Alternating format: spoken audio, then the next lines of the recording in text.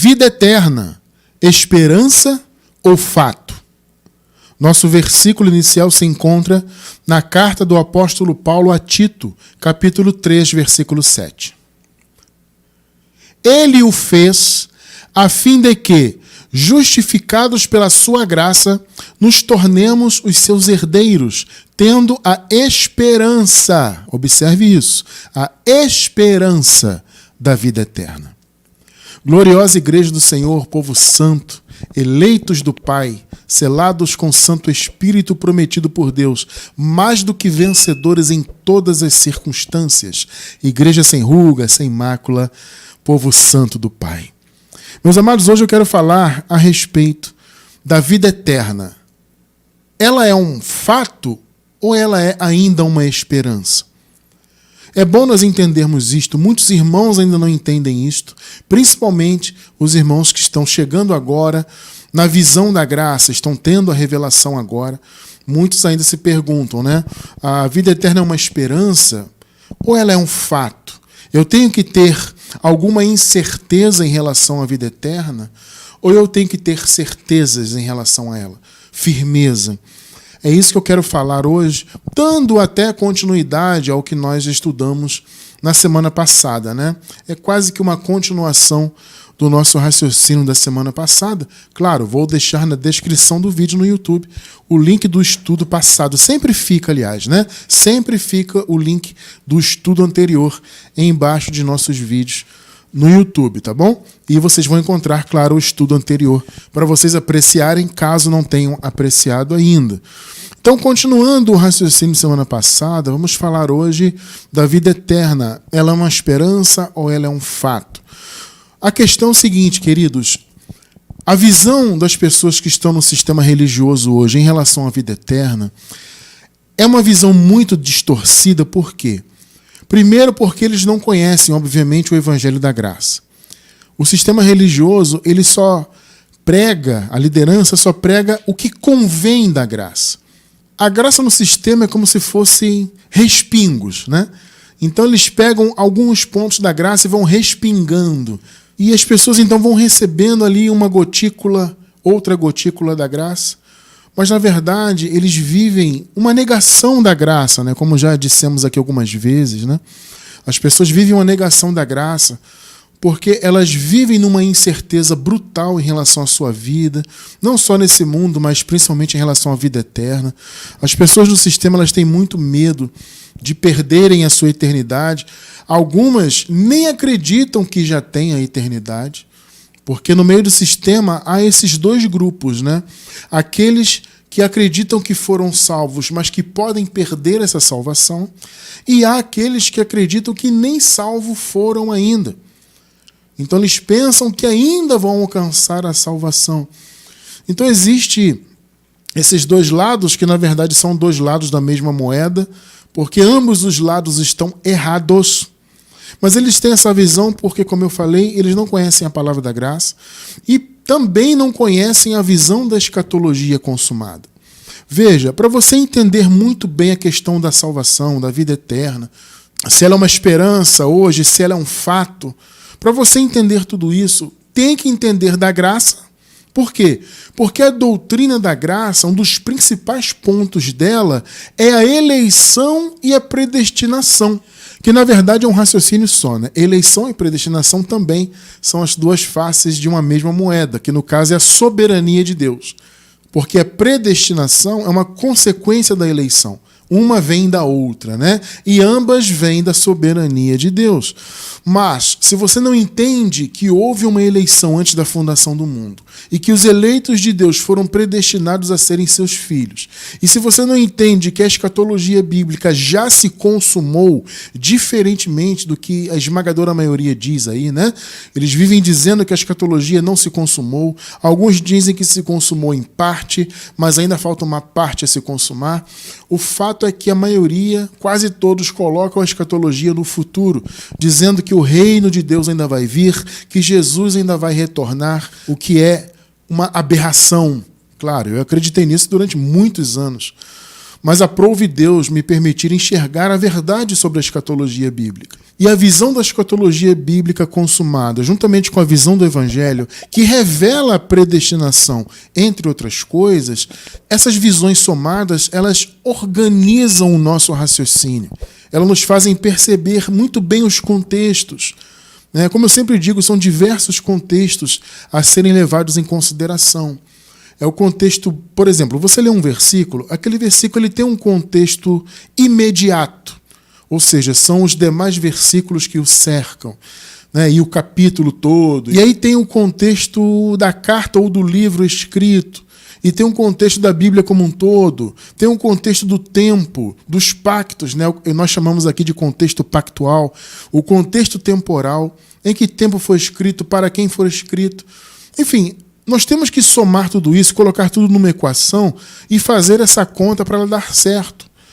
Então, se a pessoa não entende da graça, principalmente de eleição e predestinação, isso que é fundamental. Acredito que o mais fundamental da graça é isso. Eu penso que a ideia, a revelação, da predestinação e da eleição é como se fosse a coluna vertebral do raciocínio da graça. É o principal, é onde tudo está apoiado ali. Então, se a pessoa não entende a graça e, consequentemente, não entende da predestinação e eleição, e a pessoa ainda não entende também da escatologia bíblica já consumada, ou seja, ela ainda tem uma visão futurista, por assim dizer, entre aspas, ou seja, ela pensa no reino de Deus ainda por vir, em Jesus ainda por voltar, coloca tudo para o futuro. Isso traz uma confusão muito grande no entendimento. Então fica a pessoa ainda tendo esperança da vida eterna, sem saber que a vida eterna, na verdade, já é um fato consumado. Essa é a questão.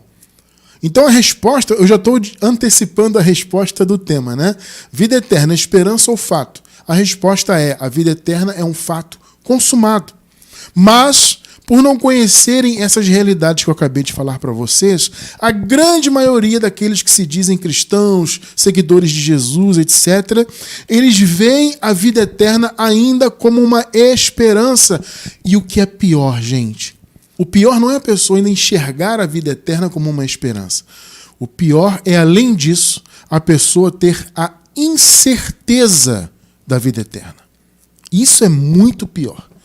É uma soma de duas coisas terríveis, Porque você viver na esperança de algo que, na verdade, você já tem, isso é horrível, Imagina só, vamos imaginar aqui uma metáfora. Alguém tem uma herança, algum familiar distante faleceu, deixou uma herança. A pessoa não sabe. Então ela tem esperança na vida dela de viver dias melhores, de ter recursos financeiros melhores, de poder ter uma vida um pouco melhor financeiramente falando. Só que ela não usufrui disso. Por quê? Porque apesar de ela ter a herança, ela não tem o conhecimento daquela herança. Entende? Então a pessoa vive numa esperança de algo que na verdade ela já tem. Só que a ignorância dela, o fato dela não saber que ela já tem aquela herança, faz com que ela não usufrua. Então, em relação à questão da graça, da vida eterna, acontece isso, Ou seja, a pessoa, sendo filha de Deus, sendo eleita desde antes da fundação do mundo, e como eu sempre digo aqui, eu acredito muito que a esmagadora maioria daqueles que estão no meio do sistema religioso, cristão principalmente, que se diz cristão, principalmente, eles são eleitos. São pessoas do bem, são pessoas até de bom coração, que creem em Deus mesmo, só que eles estão ainda confusos pelas doutrinas do sistema religioso. Mas eu creio que a maioria seja eleito de Deus. Só que essas pessoas são eleitas, elas têm a herança, mas não usufruem. Elas vivem ainda numa esperança de algo que não tem que ser esperado, Algo que elas já têm. E o que é pior, como eu acabei de falar, além de elas viverem na esperança de algo que elas já têm, elas ainda vivem na incerteza. Ou seja, ela pensa, será que eu tenho realmente isso? Então, é uma esperança ainda bem degradada, Porque, veja, na igreja primitiva, eles viviam a esperança de fato. Nós acabamos de ler aqui no primeiro versículo, Paulo falando, tendo a esperança da vida eterna. Então, na igreja primitiva, eles viviam realmente em esperança. Só que não havia incertezas no coração deles em relação à vida eterna. É isso que a gente vai desenvolver daqui a pouco mais à frente em nosso estudo, né? Então, o povo do sistema hoje, amados, as pessoas que estão fora da graça e fora da visão da escatologia consumada, elas vivem com o coração totalmente incerto, temeroso. Será que eu vou ter vida eterna ou não? Né? Então, elas vivem, além de viver em esperança, sendo que elas não precisam, porque, como eu disse, a vida eterna já é um fato, já é um dom gratuito, já entregue, tudo consumado. Além disso, a pessoa ainda tem incertezas, né? Só que, amados, vejam, nós não podemos ter incerteza da vida eterna. Essa visão vem porque a religião coloca no coração das pessoas que elas é que têm que buscar a vida eterna. Elas é que têm que lutar para alcançar alguma coisa, né? Então elas vivem nessa expectativa de se santificarem, mas é aquela santificação no sentido religioso, né? Não uma santificação genuína, mas com aquela visão religiosa, né? E de andar de acordo com o que o sistema religioso delas diz, né? Seguindo as diretrizes de homens, usando o tipo de roupa que se deve usar, né? E sacrifica para lá, e jejua para cá, e participa de cerimonialismos aqui e acolá, e frequenta templos construídos por mãos humanas. Ou seja, as pessoas estão envoltas nisso tudo, tentando ainda, eventualmente, na mente delas, né? Alcançarem a vida eterna. Entende? Só que esse raciocínio vem disso. Ela acha que ela tem que ter algum mérito para ter a vida eterna, porque a religião ensina isso. Então, como a pessoa pensa isso, automaticamente ela pensa, poxa, eu não tenho mérito. Porque, na verdade, amados, na carne nenhum de nós tem. Percebe? Eu pergunto, qual de nós conseguiria alcançar a vida eterna por meio de nossa capacidade? Pensa aí, humana. Não. A nossa capacidade que nós temos espiritualmente vem de Deus. Não é o que Paulo fala? A nossa capacidade, a nossa suficiência vem de Deus. Então o que nós temos espiritualmente veio totalmente de Deus e da sua graça. E carnalmente nós só temos debilidades.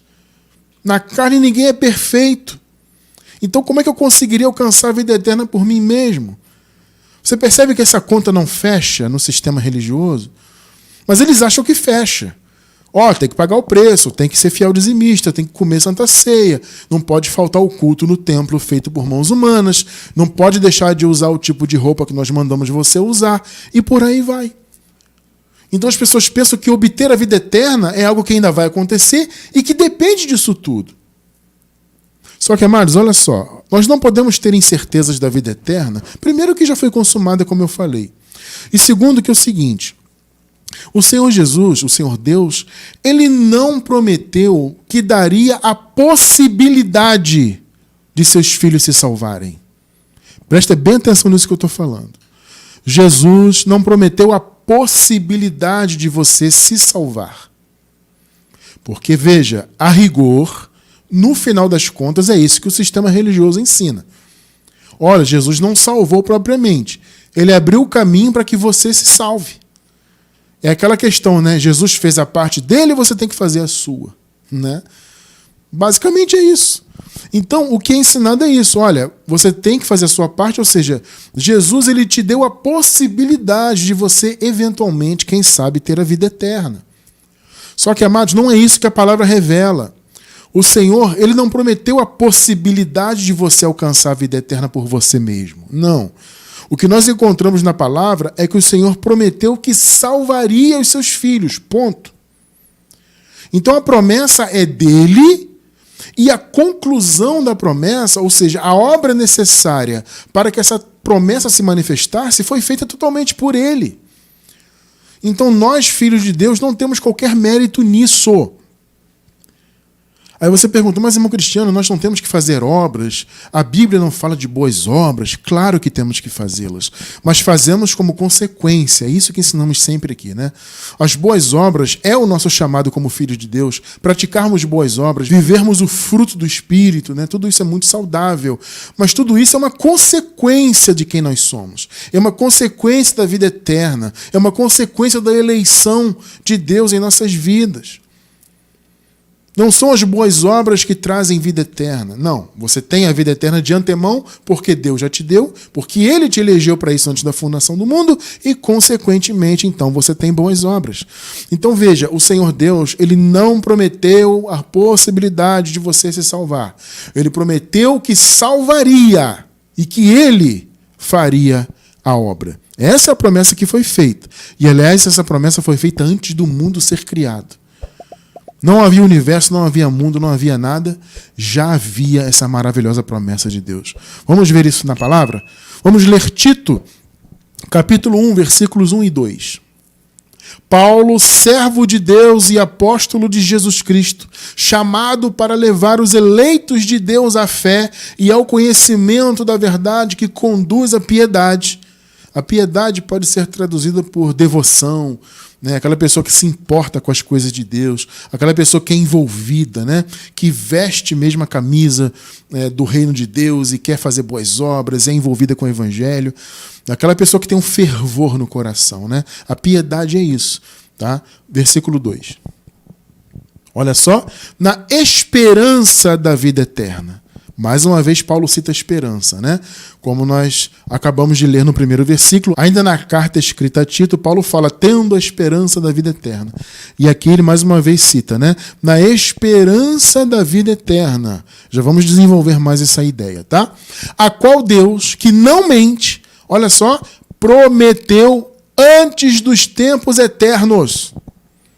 Então, amados, não havia tempo, não havia criação, não havia nada disso. E o Senhor prometeu a vida eterna.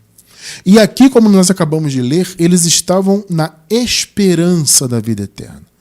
Já vamos explicar muito bem isso. E veja, vamos afirmar aqui, já vou afirmar de antemão, nós não estamos em esperança da vida eterna. A nossa experiência como igreja é diferente da igreja primitiva. Já vamos chegar lá, tá? João 10, 24 ao 30. Os judeus reuniram-se ao redor dele, Jesus, né? E perguntaram, até quando nos deixará em suspense? Se é você o Cristo, ou seja, o Messias, o ungido, né? Diga-nos abertamente. 25. Jesus respondeu, eu já disse, olha só, mas vocês não creem. As obras que eu realizo em nome de meu Pai testemunham sobre mim. Aí você pergunta, irmão Cristiano, eles não creram por quê? Porque eles não quiseram, eles usaram, né, fizeram uso do livre-arbítrio para não crerem? Bom, não é isso que a palavra fala, tá? Isso é o que o sistema religioso diz. Ah, aquela pessoa não quis aceitar Jesus? Que, como eu sempre digo, é um conceito totalmente bizarro, né? É um conceito que não tem respaldo bíblico. Não existe na Bíblia o conceito de aceitar Jesus. Isso pode ser muito impactante para algumas pessoas, mas essa é a realidade. Não existe na Bíblia esse conceito de aceitar Jesus, principalmente quando a ideia de aceitar está baseada no famigerado livre-arbítrio. Esse falso entendimento, né? Que qualquer pessoa teria um arbítrio totalmente livre para escolher pertencer a Deus ou não. Veja, amados, nós não encontramos isto na Bíblia. Não tem isso aí. Tá? Vou deixar na descrição do vídeo um estudo a respeito disso. Tá? Um estudo a respeito de aceitar Jesus. Você vai entender muito bem esse ponto. E você vai ver conosco que, biblicamente, essa ideia não faz sentido, apesar de 99,9% das chamadas igrejas pregarem isso aí. Tá? Então, eles não creram. Por quê? Porque fizeram uso do livre-arbítrio? Bom, vamos ver que o contexto diz outra coisa. 26 e 27. Mas vocês não creem, olha só o motivo, porque não são minhas ovelhas. Então, o porquê aqui, ele denota o motivo. Então, vocês podem notar que Jesus não apresenta livre-arbítrio aqui como motivo. Vocês não creem, apesar das minhas obras, como ele falou, né? As minhas obras falam sobre mim. Eu já falei para vocês, mas vocês não creem. Qual é o motivo? Fizeram uso do livre-arbítrio? Não. Não creem porque não são minhas ovelhas. Em outras palavras, para a pessoa crer no Senhor, para a pessoa ter uma vida com Deus, ou seja, para ela ser filha de Deus verdadeiramente, ela tem que, antes de tudo, ser uma ovelha na metáfora. Ovelha aqui é só uma metáfora, tá? Na verdade é ser eleita, ser filha do Senhor, escolhida desde antes da fundação do mundo. Entende? Então, de antemão, a pessoa tem que ser da família de Deus. Entende? Ser ovelha, aqui entre aspas, é sinônimo de ser da família, de fazer parte da família espiritual de Deus. Claro que aqui Jesus está citando os judeus porque era o contexto histórico ali. Mas, evidentemente, nós podemos ampliar o sentido, porque, na verdade, não foram apenas os judeus que foram eleitos, entende? A eleição ela foi feita antes da fundação do mundo e não foi feita segundo a carne. Ou seja, não foi uma etnia carnalmente, né, que foi eleita. A eleição foi em espírito. E aí, claro, abrange todas as etnias, né? Já estudamos isso aqui muitas vezes, tá? Enfim, Jesus deixou claro que eles não creram porque não eram de antemão da família de Deus. Não eram ovelhas. Veja o que ele fala no 27. As minhas ovelhas ouvem a minha voz, e eu as conheço, e elas me seguem. Aliás, o Senhor conhece desde antes da fundação do mundo, né? Isso é maravilhoso. 28.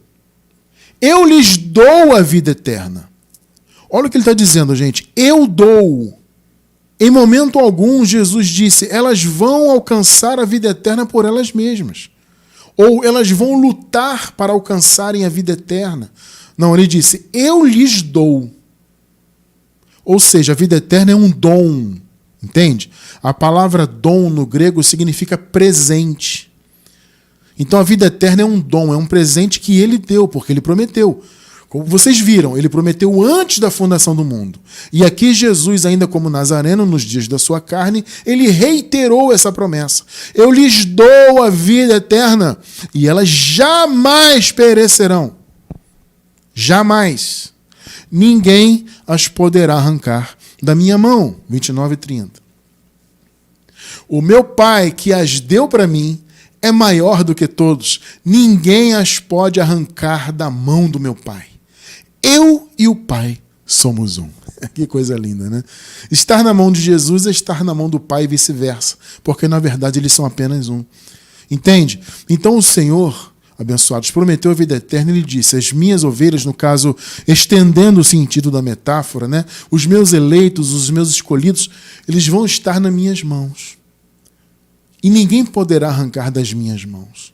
Olha a promessa. Eu dou a vida eterna.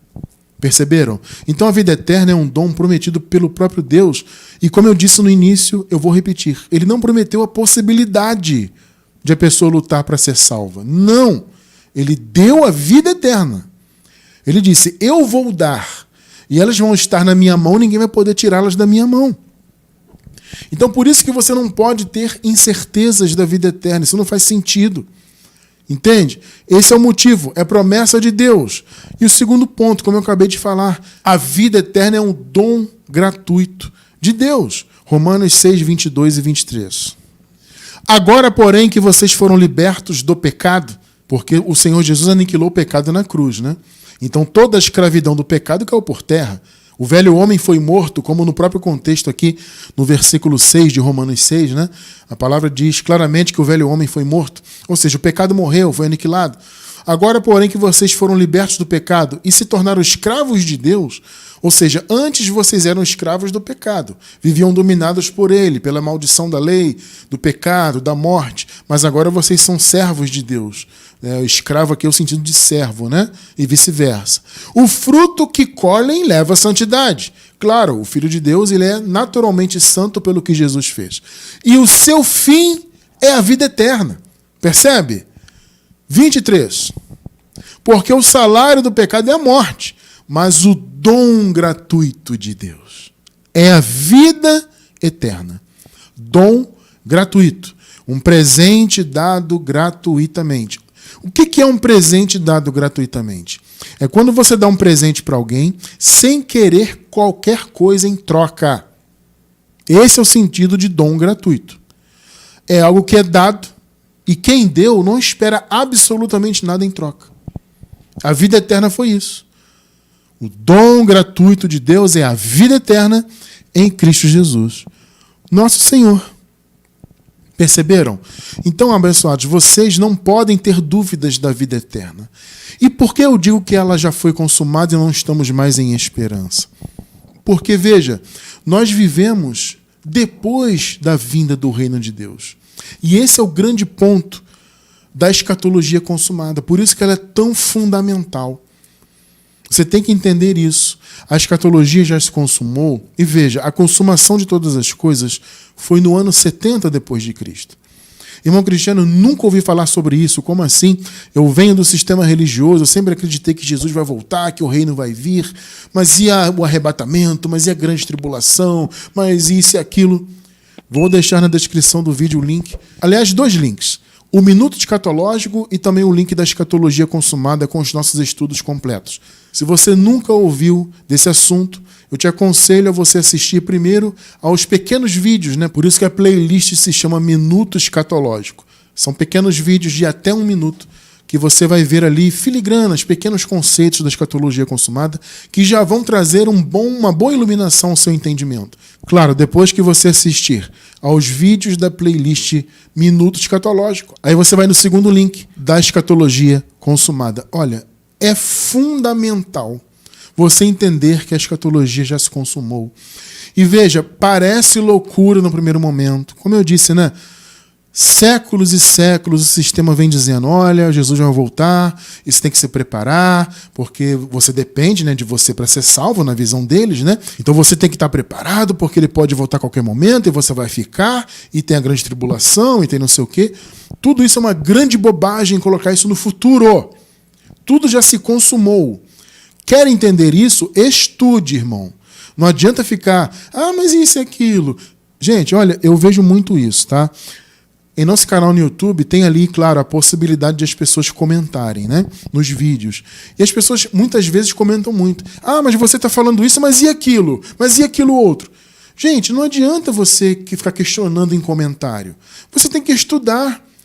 Entende? Nós disponibilizamos os links justamente para você cair dentro dos estudos. Perceberam? As pessoas vão questionando, mas você vê que a pessoa sequer tem a iniciativa de clicar no link e assistir. Assista pelo menos 1 minuto escatológico, pelo menos isso. Como eu falei, já vai abrir o seu entendimento em muita coisa. Os seus olhos já vão começar a ser iluminados sobre o assunto. Entende? Não adianta ficar com questõezinhas, tipo como se fosse... Porque, veja bem, gente, uma coisa é a pessoa questionar de maneira legítima, né? De maneira consciente, de maneira educada. Isso é uma coisa. Esses questionamentos são muito bem-vindos. O problema são essas questões que as pessoas colocam, mas de maneira como se estivessem atacando, né? Você fala isso, mas e aquilo outro? Você se esqueceu que Jesus falou isso e isso. Entende? Então não são questões, são ataques. Olha, não perca tempo atacando. Você tem que estudar. A atitude adulta não é ficar atacando, fazendo questionamentozinhos de ataque. Não, seja adulto e estude. Entre nos links e estude. É simplesmente isso. Porque, veja, é fundamental, como eu falei no início, para você entender o Evangelho, a sua posição hoje como filho de Deus, eleito, saber que a vida eterna já é um fato, que você não está mais em esperança, que você não tem que ter mais incertezas, como acabamos de ver aqui. Para você entender tudo isso, tem que estudar, irmão, tem que se dedicar, não tem jeito. Tá? Então, muito bem. A salvação, a vida eterna no caso, já foi dada e foi dada totalmente pela graça para aqueles que foram eleitos. Então, veja, você que é um filho eleito de Deus, eleita de Deus, você já nasceu nesse mundo com a vida eterna, porque o reino já veio. Tudo já se consumou. Então o dom da vida, o dom gratuito, foi entregue no ano 70. Tá? Mais uma vez, quer entender isso? Meu irmão, que data é essa? Vai, estuda aí, amado. Estuda que você vai aprender. E você vai ver que é maravilhoso e que não é loucura nenhuma. Porque muitos aí ficam colocando, né? Não tem argumento, aí fica, porque isso é loucura. Esse cristiano é louco. Ou quem prega negócio de escatologia consumada é tudo doido. Sabe por que as pessoas ficam falando isso? Porque, na verdade, elas não têm argumentos. Então, elas fazem um ataque, como dizem, né? Um ataque ad hominem, né? Ou seja, eles atacam o mensageiro, não a doutrina. Porque não tem argumento, então fica atacando a pessoa. Esse cara é louco, esse cara é isso e aquilo. Entende? Cuidado com esses rótulos que as pessoas põem. Não se liguem em rótulos. Vão estudar. Vão estudar. Para você entender que a graça e a escatologia já foram consumadas. Consequentemente, a vida eterna já é um fato. Quando eu nasci, nós nascemos nesse mundo aqui fisicamente, nesse corpo adâmico, já nascemos com a vida eterna em nosso espírito e em nossa alma. Já foi concedido. Nós nascemos já com essa realidade. Mas é aquilo que eu falei no início. Muitos não têm essa ideia porque eles estão na religião, achando que o reino ainda vai vir e que elas têm que batalharem para alcançarem a vida eterna. Então elas vivem numa esperança, e o que é pior, diferentemente da igreja primitiva, que vivia em esperança, porém tinha certeza, o povo hoje não. Eles vivem na mente deles em esperança e com total incerteza da vida eterna. Entende? Então veja, amados, a vida eterna foi dada puramente pela graça, porque ela não depende de ações do homem, dos supostos méritos do homem, e nem da vontade de homem algum. Vocês entendem? Ela foi dada totalmente por graça. Observe Efésios capítulo 2, versículos do 4 ao 9. Todavia, Deus, por ser rico em misericórdia, por causa do grande amor com que nos amou, deu-nos a vida com Cristo, quando ainda estávamos mortos nas transgressões. Note, olha o contexto temporal que eu falei no início, hein? Isso aqui não é para nós hoje, não. Ô, irmão Cristiano, não? Não. É esse trecho aqui final, não. Por quê? Porque nós nunca estivemos mortos em transgressões. Transgressões aqui são os pecados. Por quê? Porque só esteve morto em pecados quem estava antes da cruz. Não se esqueçam, na cruz o pecado foi aniquilado. Você encontra isso em Hebreus capítulo 9, versículo 26. O Senhor Deus aniquilou o pecado na cruz. Então as pessoas estavam mortas nas transgressões antes da cruz. Esses irmãos aqui da igreja primitiva, né, os irmãos que foram destinatários dessa carta de Paulo, eles, assim como os demais irmãos de todas as igrejas ali, eles sim viveram antes da cruz. Eles nasceram antes da cruz. Nasceram ainda debaixo do pecado, antes de o pecado ter sido aniquilado. Por isso que Paulo fala isso aqui. Veja, você não pode abraçar esse final desse versículo aqui para você. Quando estávamos mortos nas transgressões. Esse trecho não serve para nós. Esse trecho está dentro de um contexto temporal diferente do nosso. É sempre bom deixar isso claro, né? Pela graça vocês são salvos. Note que Paulo está falando de uma salvação em esperança ainda. Como vimos semana passada e vamos relembrar hoje. Tá? 6. Deus nos ressuscitou com Cristo. Essa foi a primeira ressurreição. Ressurreição espiritual, eles estavam mortos espiritualmente, ressuscitaram com Cristo e com ele nos assentou nas regiões celestiais em Cristo Jesus. Versículo 7. Para mostrar nas eras por vir, olha aí, nós somos uma dessas eras, é o que eu sempre digo. Né? Essas eras por vir, algumas delas já vieram, nós somos uma dessas eras e as outras eras que virão pela frente, porque a Terra ela é eterna. Né? Então, para mostrar nas eras que virão, e que algumas já vieram, repito, nós somos uma delas, a riqueza da sua graça, demonstrada na sua bondade para conosco em Cristo Jesus. 8 e 9. Pois, olha só, pela graça vocês são salvos. Lembrem-se do que nós lemos agora há pouco. Dom gratuito de Deus. Por meio da fé, e note, é a fé de Jesus. Não é a nossa. Porque você, eu, nós, nunca tivemos fé nossa. Percebe? Porque a fé que nós temos é a fé do Senhor Jesus em nós. Então foi a fé dele, a fidelidade dele, a obra dele, que fez com que a graça fosse possível e fosse dada. Entende? Pois pela graça vocês são salvos por meio da fé. E isto, vejam só, não vem de vocês. Percebe? A fé, a graça, a salvação, tudo isso não vem de nós. É dom de Deus. E aí você une esse raciocínio com o que nós lemos em Romanos. Um dom gratuito. Não por obras, para que ninguém se glorie. Não por obras. Não por obras. Mas a religião diz, não, é por obras. E vejam só, na religião não bastam as boas obras. tem que ter também obras religiosas. Então, na visão religiosa, você só será, quem sabe, né, no futuro salva, né, na visão deles, tá? Você só será se você tiver boas obras e também obras religiosas. Então você tem que fazer o bem, mas tem que frequentar também o templo, comer cerimônia, sacrificar, ser fiel dizimista, paraná, aquela coisa toda que a gente já sabe, né? Então uma junção de tudo. Então no fundo, a vida eterna para eles ainda virá no futuro e será uma consequência do que as pessoas fazem. Vocês percebem, gente, o quanto isso é maligno? O quanto isso é enganoso, o quanto isso pisa no sangue de Jesus, sabe, o quanto isso menospreza o amor de Deus. Você imaginar que Deus nos deixou, entre aspas, abandonados à nossa própria sorte, né? Ah, se você tiver sorte, você vai me aceitar, né? Vai aceitar Jesus, e aí você vai sacrificar, vai frequentar o templo, fazer boas obras, ser um religioso exemplar, e aí, quem sabe, né? Você vai alcançar a salvação no futuro. Isso é um absurdo total, porque isso é negar o amor de Deus, é negar a graça. Como Paulo falou, né? Não anulo a graça de Deus. Porque se a justiça vem da lei, das obras, né? Da religião, segue-se que Cristo morreu em vão. Nós não podemos menosprezar a graça do Criador. Então a nossa pregação hoje em dia é para isso. Para que os eleitos de Deus se despertem, acordem para essa realidade maravilhosa, que a vida eterna já foi dada, porque já estamos depois da vinda do reino. Tudo já se consumou. Tá? Então, nós hoje, amados, não vivemos mais em esperança da vida eterna. Diferentemente da igreja primitiva. Eles viviam em esperança porque eles estavam antes do ano 70. Então, a igreja primitiva, ela viveu aquela transição, né?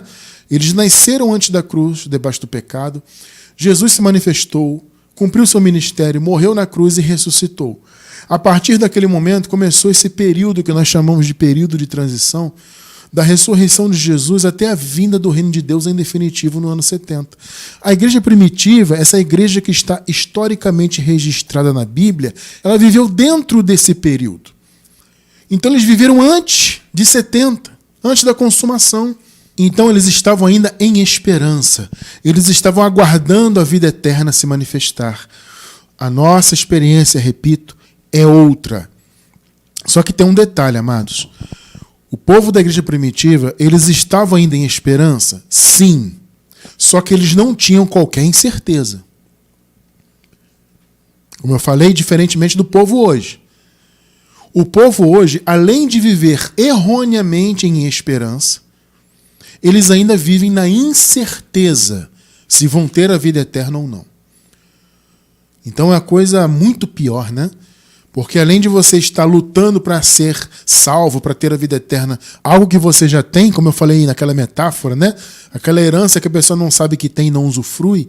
É assim com o povo que está no sistema religioso hoje. Eles têm a vida eterna, já têm toda a herança, são herdeiros de Deus. Claro, aqueles que são eleitos, eleitas desde antes da fundação do mundo, né?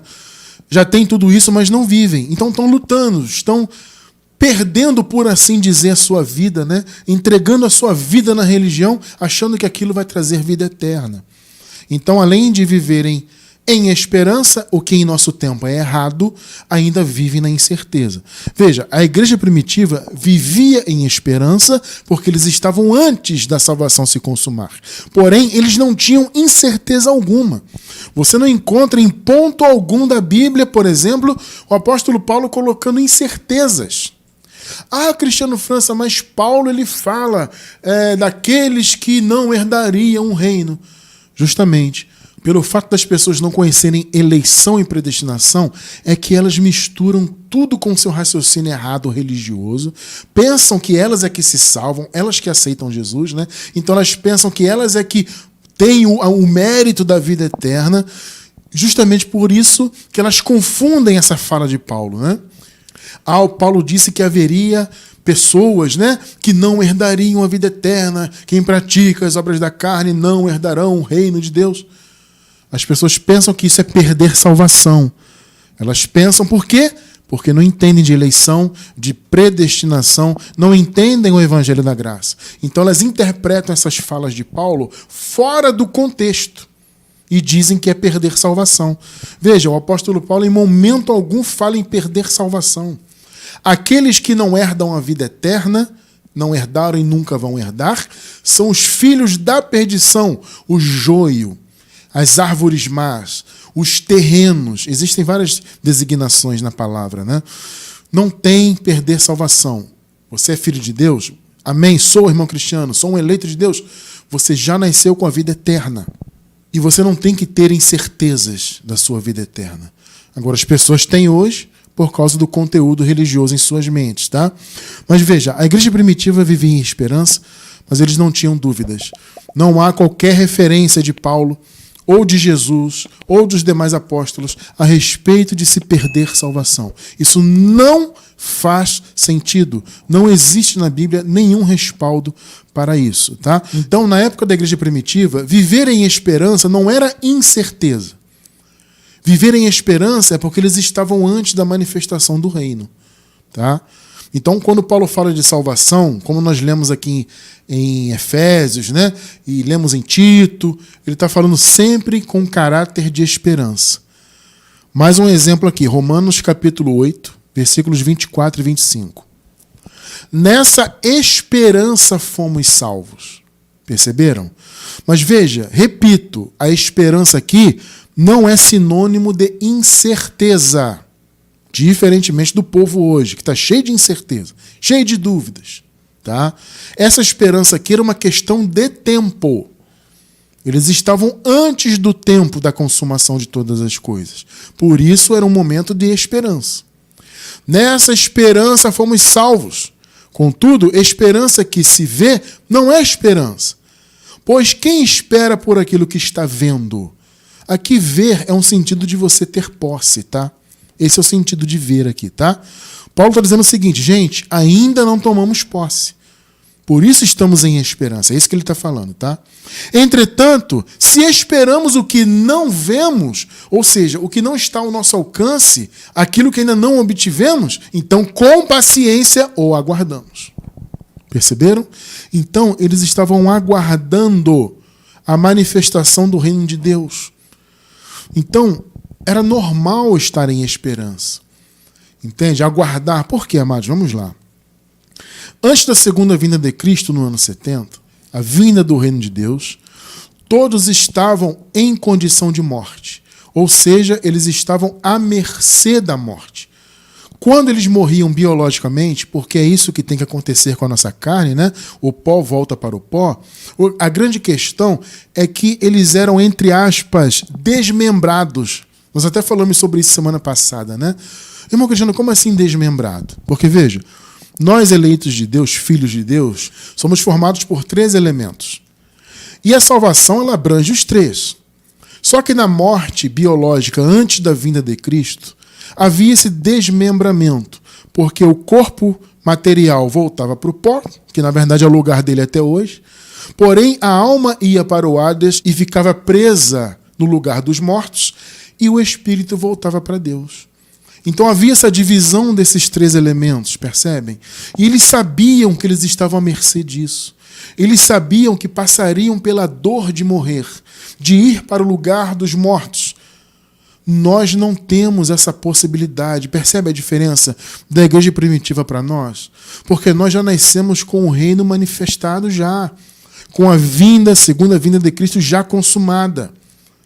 Então, quando você nasceu, quando eu nasci nesse mundo, já nascemos em condição de vida eterna. Estamos passando um período de vida material aqui na Terra, mas viveremos para sempre na eternidade. Somos triúnicos hoje, corpo, alma e espírito. Na eternidade também seremos triúnicos. Corpo glorificado, não esse corpo aqui, corpo de glória, né? Alma restaurada e seu espírito reunido novamente. Então a triunidade vai continuar. Só que na época da igreja primitiva, a triunidade não continuava com a morte. Havia então esse desmembramento, isso era a morte, e havia a prisão então da verdadeira vida do Filho de Deus, porque veja, a verdadeira vida não é apenas a biológica. Muitos se confundem nisso, né? Muitos dizem aí que a alma morre também, até hoje, né? O Filho de Deus que morre, a alma acaba, não tem alma. Porque o pessoal tem aquela ideia que a alma é apenas vida biológica.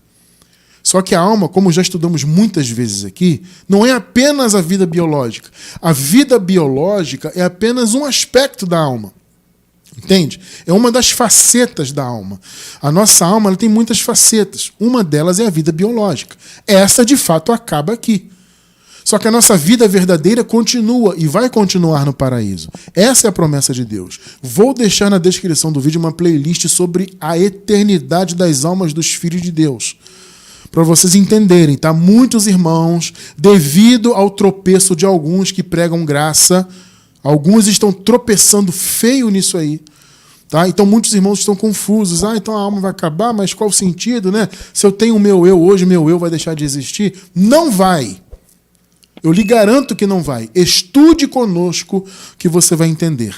Está pela gravação no YouTube? Vai aqui na descrição do vídeo e pega o link da playlist sobre a eternidade das almas dos filhos de Deus.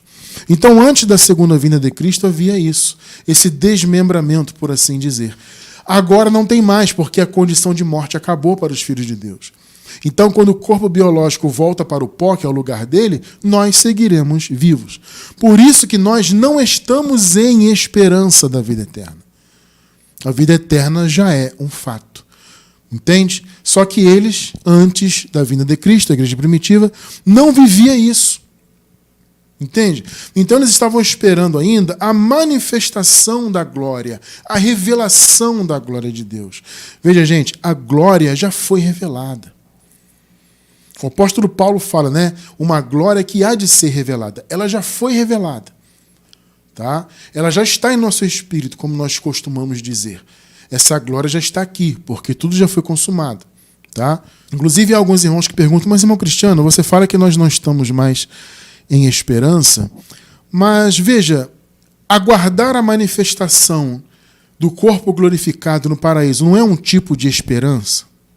Veja, se nós pararmos para pensar assim, superficialmente, é um tipo de esperança, né?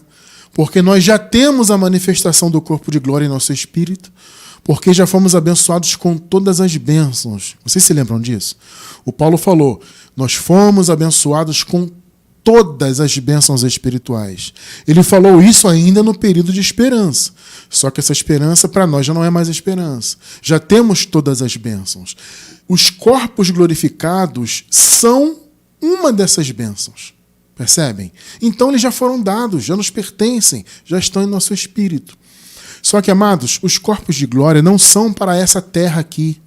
Aqui é um local onde a carne adâmica vive. É a nossa casa, a nossa habitação atual. Vocês estão entendendo a questão? Então, o corpo glorificado, nós só viveremos nele no paraíso. Então, se você pensar superficialmente, é um tipo de esperança. Mas, sabe, a rigor não é. Tá? Do ponto de vista da vida eterna, não é esperança. Porque a salvação já foi dada. Então, quando alguém pergunta, irmão, não é um tipo de esperança, já que nós não estamos ainda com o corpo de glória? Não é esperança do ponto de vista da vida eterna.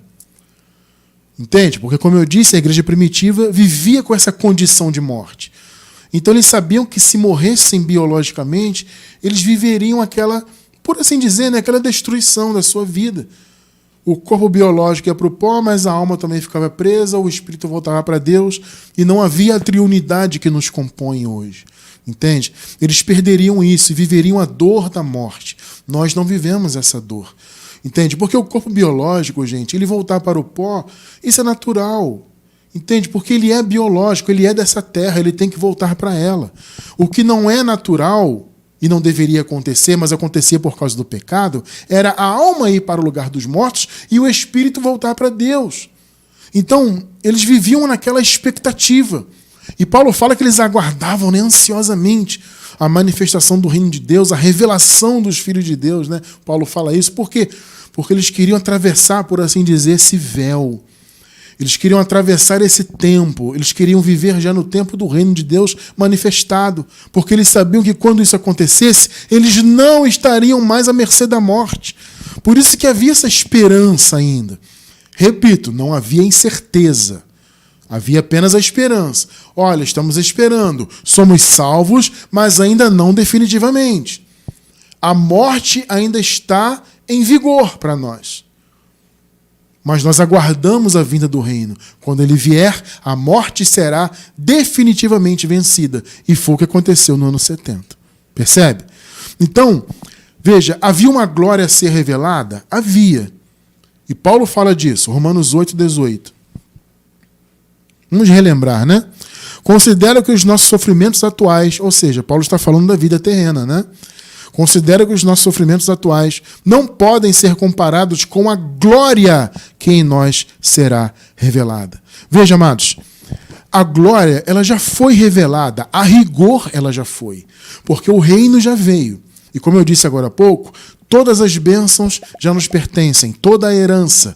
E o corpo de glória, ele é uma dessas bênçãos, já nos pertencem. Só que nós, por estarmos vivendo ainda uma vida terrena, uma vida adâmica, por assim dizer, não vemos ainda essa glória manifesta. Percebe? Mas não significa que nós não a temos. Não significa que ela não foi revelada. Ela foi revelada. Tá? Ela já existe, já está em nós. Só que nós ainda a viveremos, porque só viveremos na eternidade. Mas ela já é uma realidade. A morte não pode nos alcançar. Então veja, esses corpos de glória são as nossas casas celestes. É isso que nos aguarda. É a glória que foi revelada já, que está em nosso espírito e se manifestará na continuidade da nossa vida no paraíso. Então, para relembrar os pontos da semana passada, vamos ler novamente 2 Coríntios 5, versículo 1. Sabemos que, se for destruída a temporária habitação terrena em que vivemos, ou seja, o nosso corpo atual, temos da parte de Deus um edifício, uma casa eterna no céu, não construída por mãos humanas. A nossa casa eterna no céu é o nosso corpo de glória. Entende? E ele já foi revelado, tudo já foi consumado. Só que você não vê, eu não vejo, nós não vemos, porque estamos aqui em um período de vida terrena. Mas há a promessa de um corpo de glória semelhante ao corpo de Cristo. Filipenses 3:21. Pelo poder que o capacita a colocar todas as coisas debaixo do seu domínio, ele transformará os nossos corpos humilhados para serem semelhantes ao seu corpo glorioso. Que promessa! Olha só, gente. Semelhantes ao seu corpo glorioso. O corpo glorioso de Jesus. A promessa que o nosso corpo de glória, que nós já temos no Espírito, é semelhante ao de Cristo. Você consegue imaginar isso? Não. Ninguém consegue imaginar a grandiosidade disso. Essa glória já foi revelada e será vivenciada por nós na eternidade, percebe? Então, houve até um irmão também que me perguntou, né? Irmão Cristiano, essa promessa de Romanos 8:18, né? A glória que será revelada, é uma promessa atemporal? Veja, de certa forma é, mas repito, a glória já foi revelada, a bênção já foi entregue, a vida eterna já é uma realidade. Mas, de certa forma, nós ainda vamos viver, porque nós já temos a bênção no Espírito, mas estamos ainda nessa habitação terrena. Então, de certa forma, Romanos 8:18 é sim uma promessa atemporal. Tá? Só que você tem que ter em mente que você já tem todas essas bênçãos, diferentemente da igreja primitiva. Eles não tinham todas as bênçãos ainda. Eles estavam à mercê da morte. Então, para eles, a vida eterna ainda era uma esperança, apesar de não haverem certezas sobre ela. As pessoas hoje, por não conhecerem a sua condição, né, por não conhecerem a graça e a escatologia consumada, elas, além de viverem numa esperança que não tem que ser, como já respondemos, né, a vida eterna já é um fato, mas as pessoas, por ignorância, ainda vivem nessa esperança falsa, né, porque não tem que esperar o que você já tem, elas ainda vivem em incertezas. E isso é muito triste, né? É muito triste. Eu vivi essas incertezas, vocês viveram também, né? Eu era uma pessoa que tinha muito medo de perder a vida eterna, perder a salvação, tinha pavor disso, tinha medo do apocalipse, vivia morrendo de medo do apocalipse estourar no céu a qualquer momento e eu perder a salvação, então passar pela grande tribulação. Grande bobagem, né? Mas nós éramos levados, né, pelos ensinamentos do sistema, mas graças a Deus isso passou, né? Os ensinamentos do sistema caíram por terra e hoje vivemos a verdade do Evangelho, graças a Deus. Então nós hoje, amados, não vivemos em esperança. e não temos qualquer dúvida, qualquer incerteza em relação à vida eterna. Nós já a temos. Para a glória de Deus. Já vivemos a vida eterna. Quando esse corpo biológico nosso for para o pó, nós seguiremos vivos. Nós não seremos desmembrados. A nossa alma não vai para o Hades, para o Sheol. Não, nós seguiremos vivos. Por quê? Porque a glória já foi revelada. A revelação dos filhos de Deus já foi realizada. Percebe? Tudo já foi consumado e a vida eterna, a salvação já foram entregues. E é maravilhoso conhecermos isto, né? É maravilhoso sabermos que essa promessa já é um fato consumado, tá? Então a vida eterna não é esperança. A vida eterna já é um fato e nós não temos dúvidas em relação a ela. A promessa já foi entregue. Glória a Deus, né? E eu quero encerrar com 1 de João, capítulo 2, versículo 25. Esta é a promessa que ele nos fez, a vida eterna. Ele prometeu, antes da fundação do mundo, como vocês viram, antes da criação, o Senhor prometeu. Jesus de Nazaré reiterou essa promessa, se referindo aos judeus. Entende? E essa promessa foi dada. Por quê? Porque eu paguei o preço? Porque eu tenho uma vida religiosa? Não, não. Porque ele, o Senhor, fez a obra. Entende? Ele se manifestou, cumpriu toda a lei, encerrou a lei na cruz, ressuscitou para a justificação do povo de Deus e no ano 70 ele veio e trouxe o seu reino. Então tudo já foi consumado. Por isso que hoje afirmamos, não estamos à mercê da morte. Estamos em condição de vida eterna. Percebe? A vida eterna já é fato consumado. Ela não é apenas uma esperança. E não há qualquer incerteza, porque confiamos plenamente na promessa de Deus em nossas vidas. Glórias ao Criador por isso.